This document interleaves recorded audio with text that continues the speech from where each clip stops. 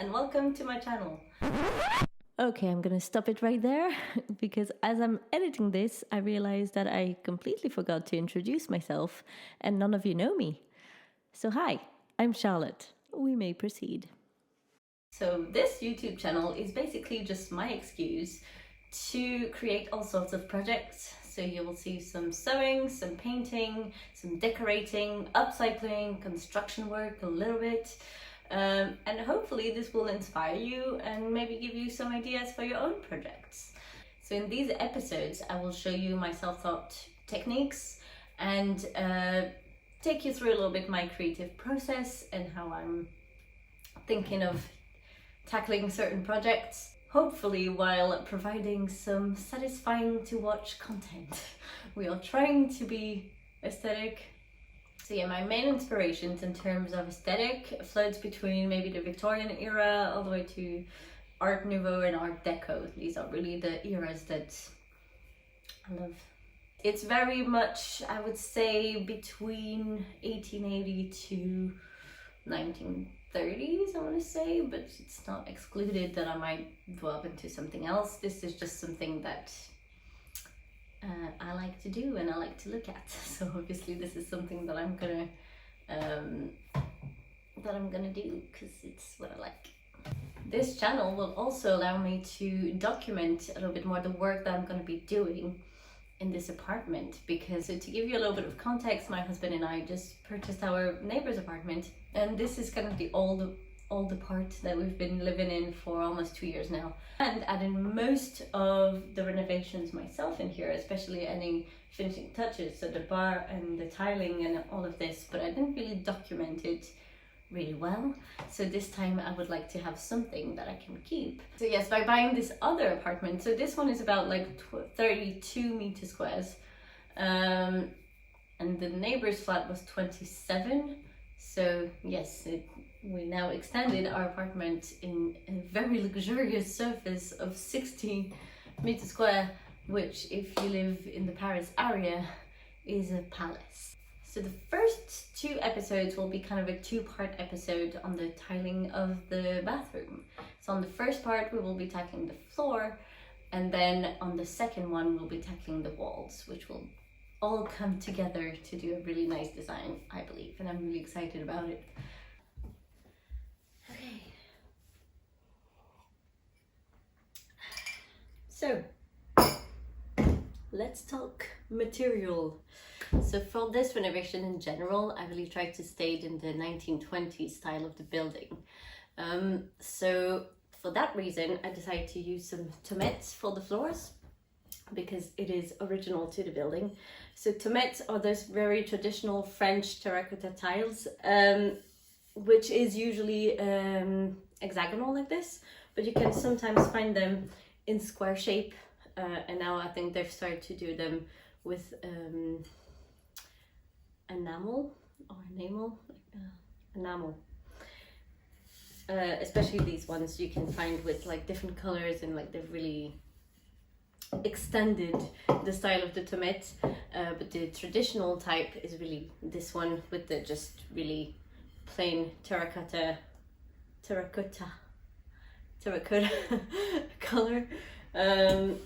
Yeah, so we actually find both of these in the building. So these we can find around the fireplaces, that there were like a fireplace in each room, because back then they would just have kind of a coal burner that would heat up the room, and they would have one in each. So in each room we'll see this in another episode that will focus mainly on one of the fireplace. But yeah, which has a plate of marble, and then it has some tomette. So in what was the living room, it was hexagonal like this, and in the bedrooms you'd have these ones, because they had different styles. So the wood also is a bit different. It's pine in the bedrooms and oak in the living rooms. I'm guessing they were using maybe pricier material for the room where you want more living in and possibly having some guests. So yeah, I really tried to keep this, because these we found in this part of the apartment, in the kitchen and in the bathroom. So it was like underneath the ugly tiles, that contemporary ones. When we removed them, we found them, and I was hoping to have the same discovery on the other side, but sadly they had all been removed. But now I'm bringing them back. But these bad boys are actually a bit pricey. They go for like 80 to 85 euros a meter square. For good quality ones. I mean, I didn't want a bad quality because I wanted to match the one that I already have, because that way if I need to replace one of the original ones, you know, one tile that had been broken over the years, I can do it and it's going to look exactly the same and it's going to match perfectly. So yes, if you want to like buy these, they go like 85 meters square. It's quite pricey and it goes very quickly. But I got really lucky because I found these on secondhand. Just a lady was selling them for, I think she had 13 meter squares that she was selling for 350. I managed to find someone, my sister, who was interested to buy half. So in the end I got everything that I wanted and I needed, which was about 5 to 6 meter squares for 175. So that was a good deal. For always fun to save some money and not compromise on quality. So yes, buy second hand. It's always good. Good for the planet, good for your wallet. Yeah. Okay. I think that would do. That'll do. That'll do, pig.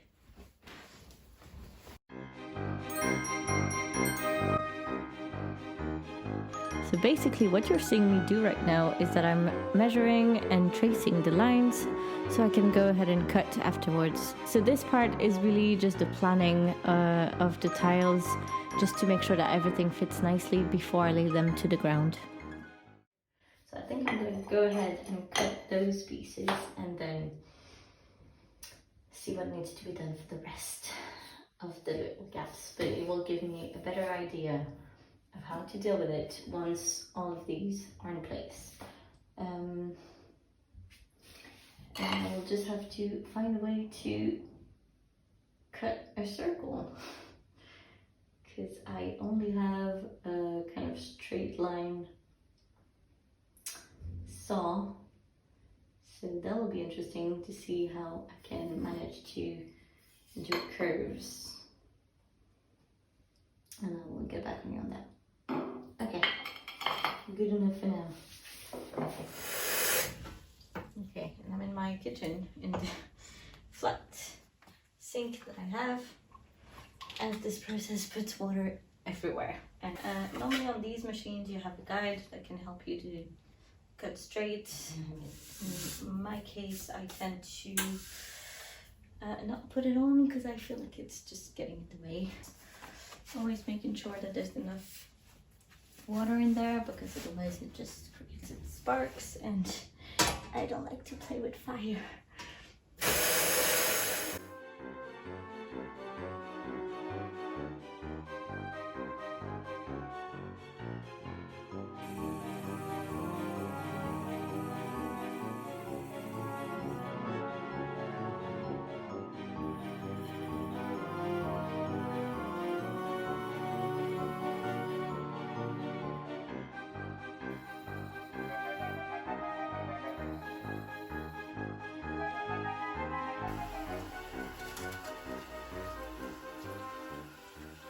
Okay, so not the best.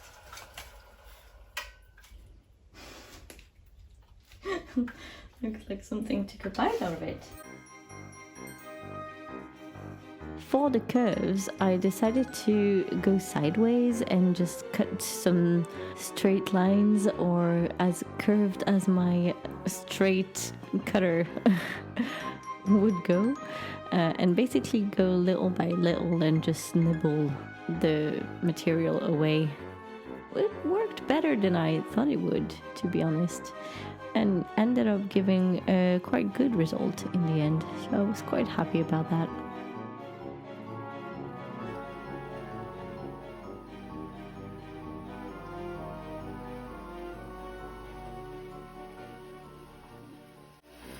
not that bad on this side. It's definitely bites underneath, but it's gonna be full with glue, so I don't really care. So I think I'm just gonna use that technique.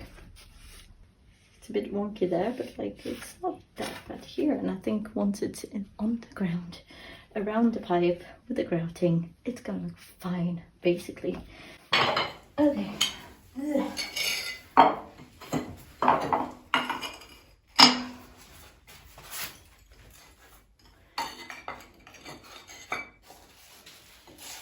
Okay, so that's still fits pretty well. Just put this back in here. And now, the moment of truth. This bad boy. Okay. Yes! It fits. So once I had all my pieces cut and I was happy with the placing, I then proceeded to remove all of them so I can treat the floor. Thankfully, I had a very good group of workers that prepared the ground for me, because that I don't really know how to do just yet.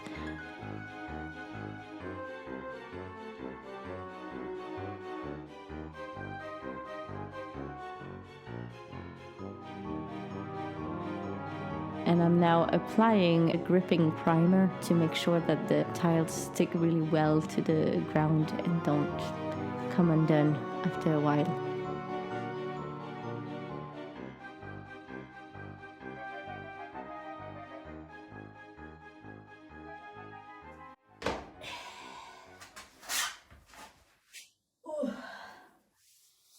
Okay, day 2. So I have already prepared the glue. Okay, so I don't really follow a recipe for this. I just kind of add water and add more glue as I go until it reaches a consistency that I'm happy with. So if you're a professional watching this and is appalled, okay. So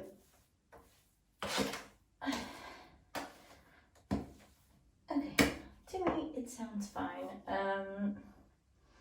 So what I did is that I've added a little piece here to help me fill that gap, just in case I didn't calculate well, which I hope I didn't. Normally it should be fine, but I just want to fill it with mortar just to make sure that when we put that piece here, it just doesn't fall into a gap and looks ridiculous. Okay, so you can do this. Get it.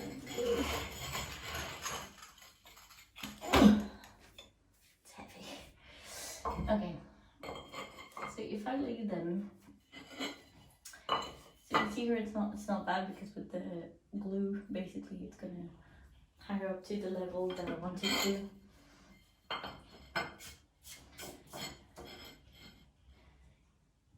Yeah, it should be fine. I just want to lay these ones because I want this to look straight and not look completely horrible once I don't lay them, because once this is done, pretty much then you just follow the shape. Obviously it just fits like a nice puzzle. So I know there's more than one technique. Basically some people just lay it straight on the floor and just place them in there. I just find that you have a bit more control. I tend to put a lot of glue on it. Just so that I can control it a bit better, especially when you have to deal with different at that end, I have to deal quite a bit different heights, so just to make sure that it fits and that there's no gap between. Oh, okay, so you can see it's a bit higher. This is where I would take this guy and just bang on it, basically. You're gonna have quite a bit of glue sticking out of it.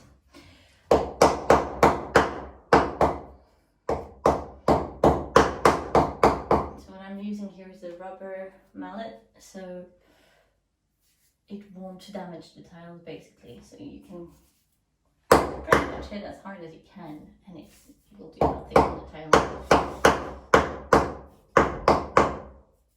Okay. Please note that I'm not a professional. I'm very much self-taught. Basically, my school was YouTube tutorials. Yeah, as you get to know me. When I'm doing things for me, I'm not that much of a perfectionist. I'm trying to work on that, but yeah. Thankfully, the results are still, for the most part, pretty good.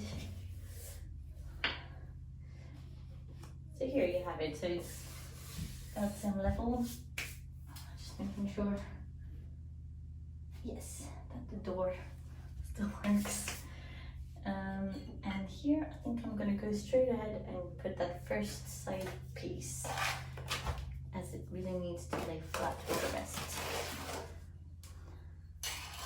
So as you can see, I really put like tons of it, and then I just spread it.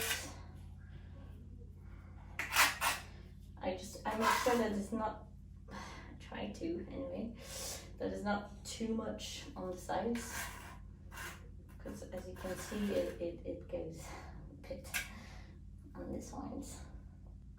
So I've got about like 5 millimeters on them, and it doesn't really matter if it's not really clean, because we're gonna have a bit of time to kind of fiddle with it. Sorry, already not bad actually. Good thing to do also to check that everything is level. And it's not really, but I think it might be the floor. So I live in like in a quite old apartment building. It's from the 1920s, so nothing is straight.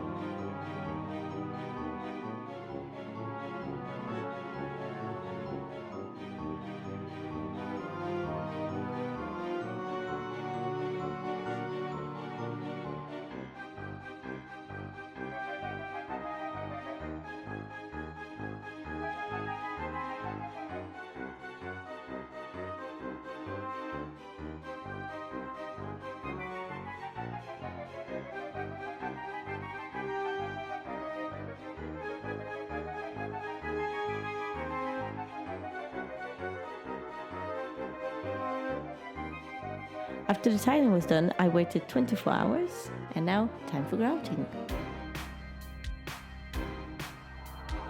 So for this part, you really want to fill in all the gaps so it becomes really waterproof. Then you would let it set for about 20 minutes before giving it a wash. And then you will let it set fully for 48 hours before you use the space.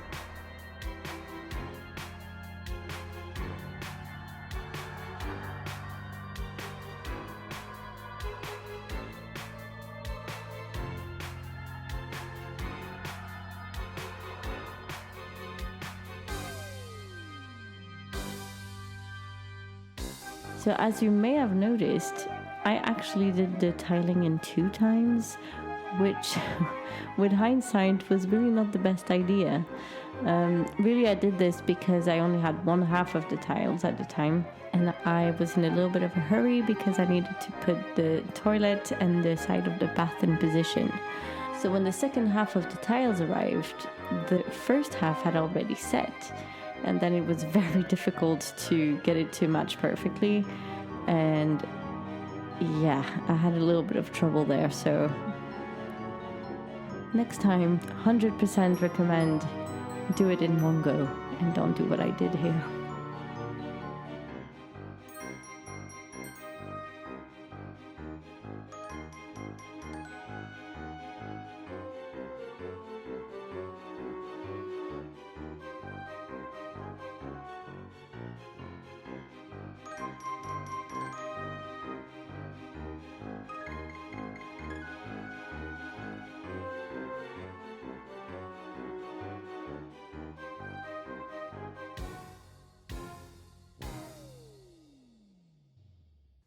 So that would conclude the first part. I will see you soon-ish for part 2. In the meantime, thank you for watching. I hope you enjoyed it, and I'll see you next time. Bye.